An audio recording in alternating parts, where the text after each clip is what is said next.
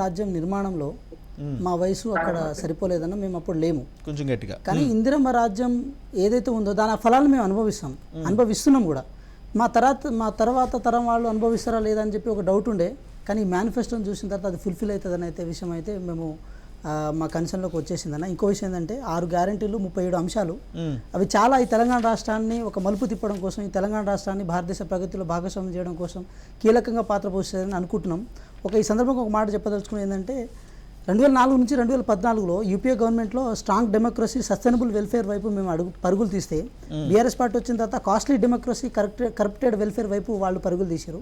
దీన్ని బట్టి ఏం అర్థం చేసుకోవచ్చు అంటే ఈ తెలంగాణ రాష్ట్రం ఎందుకోసం రావాల్సి వచ్చింది, ఎందుకోసం వచ్చింది అనేది అంటే మాకంటే ఉద్యమంలో కీలక పాత్ర పోషించిన దరువు ఎల్లన్న అన్నకి ఇంకా బాగా తెలుసు. ఎందుకంటే వారు అక్కడ కీలక పాత్ర పోషించారు. కేవలం సంక్షేమం కోసం మాత్రమే రాలేదు, నీళ్లు నిధులు నియామకాలనే అంశం మీద ఈ తెలంగాణ రాష్ట్రం ఏర్పడింది. దాంట్లో నియామకాలనేవి చాలా కీలక పాత్ర పోషించినాయి. ఆ కీలక పాత్ర పోషించడంలో భాగంగా వారేమంటున్నారంటే జాబ్ క్యాలెండర్ రిలీజ్ చేయలేదు, దాంతోపాటు నియామకాల ప్రక్రియ ప్రాపర్ వేలో చేపట్టలేదు. అందువల్ల వాళ్ళ కొంచెం ఆ నియామకాలనే అంశాన్ని పక్కదారి పట్టించే ప్రయత్నం చేశారు. ఇక నీళ్ళ విషయానికి వచ్చినప్పుడు కాళేశ్వరంలో ఉన్న 23 టీఎంసీలు ఎప్పుడైతే బంగాళాఖాతంలో వదిలేసారో అప్పుడే ఆటోమేటిక్గా మేడిగడ్డ, అన్నారం, ఆ సుందిలా బ్యారేజ్లన్నీ లీక్ అయిపోయినాయన్న విషయం ఈ తెలంగాణ రాష్ట్ర ప్రజలకు తెలిసింది.